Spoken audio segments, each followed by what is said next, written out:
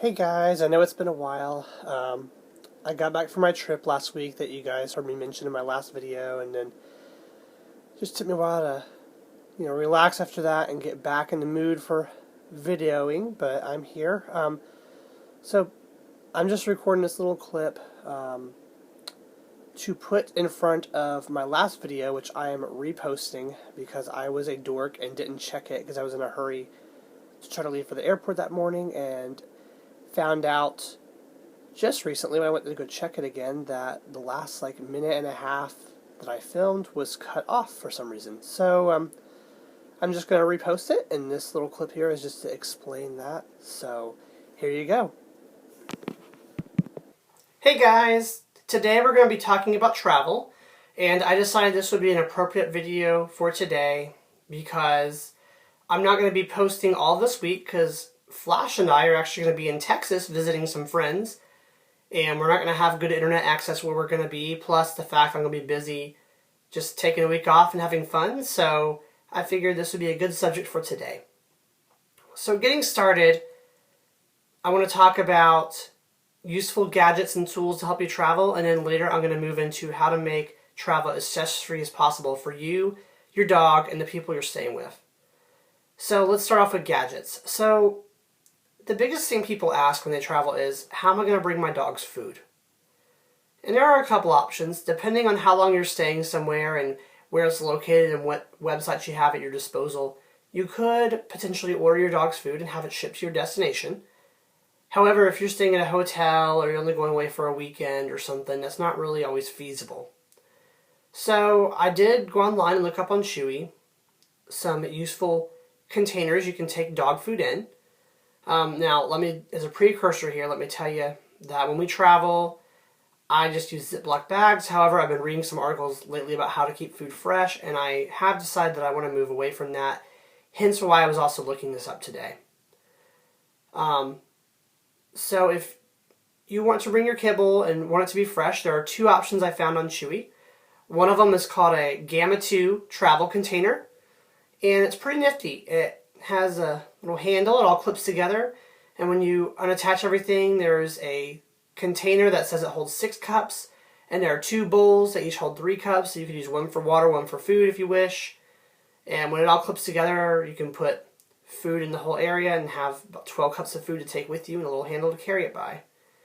That would be pretty nifty. I know for me, it would be a little difficult because I really wouldn't feel comfortable taking food for more than a weekend in there.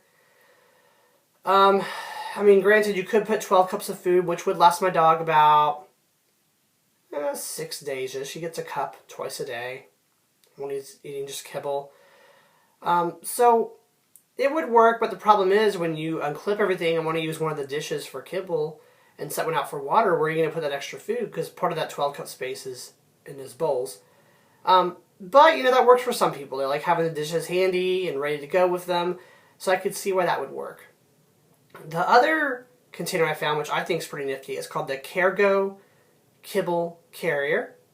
And it says on there that it holds up to 5 pounds of food, which would definitely last me a little over a week, which would be perfect. If I was going to be gone any longer, I probably would have food shipped. So a little over a week. It says you can even roll the bag down when you seal it up, so it can be as compact as possible, and it keeps your food airtight so it doesn't spoil, which I think is amazing.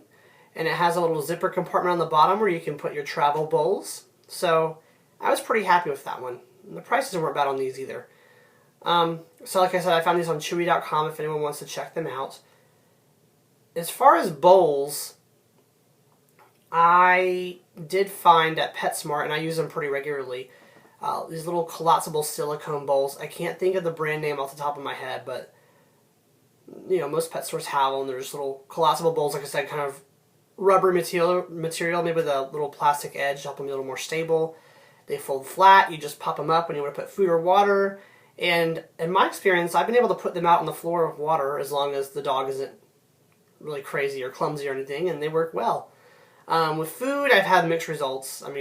It works for food. I just have to...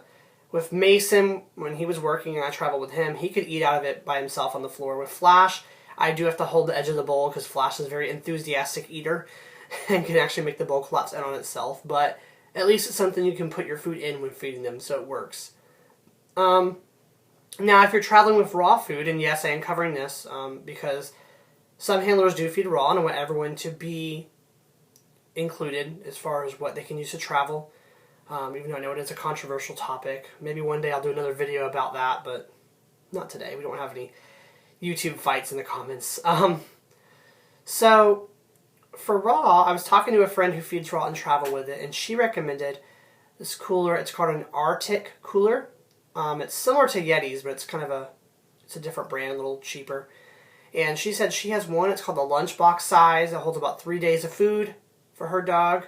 And one, it says it's like a travel cooler, and it holds over a week's worth of food. And you can take it on the airplane. She said it's kept her food nice and cold. It's worked well, so that's an option. Now, obviously, if you're feeding raw, you wouldn't want to use these little silicone bowls because that would just be hard to clean. Plus, they're not very large.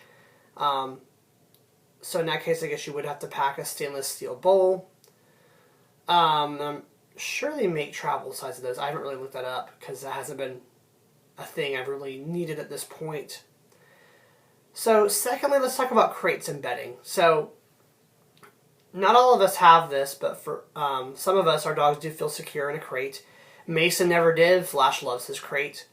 So there's 2 crates that I recommend for travel, or 2 types of crates, I should say. For flying, I have a Sport Pet crate. I will not be showing you a picture because, trust me, you can Google it and look up a much better picture yourself due to my lack of camera skills.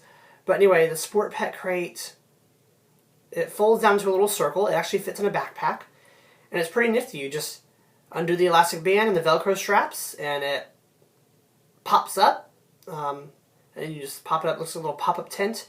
There's not much, it's not very stable, so you definitely want to have a dog in it that doesn't mind being a little cramped temporarily or isn't going to move around a lot in the crate. But, for travel purposes, if you just need a crate for a couple hours here and there for bedtime when you're in a hotel, it will work well. Get it back in its circle, you just fold it back down flat and take the 2 short sides and twist it together and re-Velcro and strap it, and you're done. It goes back in your backpack. Now, for car trips, I prefer to take Flash's nose-to-nose crate. And they make different brands of these. They're all pretty similar. They make Nose-to-Nose and Pet Nation. Those are the 2 I'm aware of, and I think there's a couple others.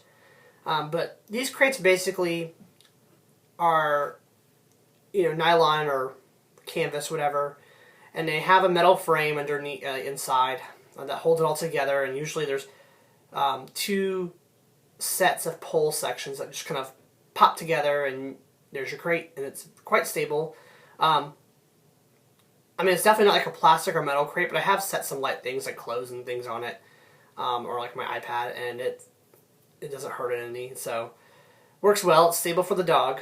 It just zips up like a tent would, and then when you're done with it, you just undo those pull sections, and it folds down flat, and you can put it in the trunk of a car or behind a seat or wherever, and it has a handle you can carry it by on the side, and it's not terribly heavy at all. It's only probably a couple pounds. So that's good for car travel.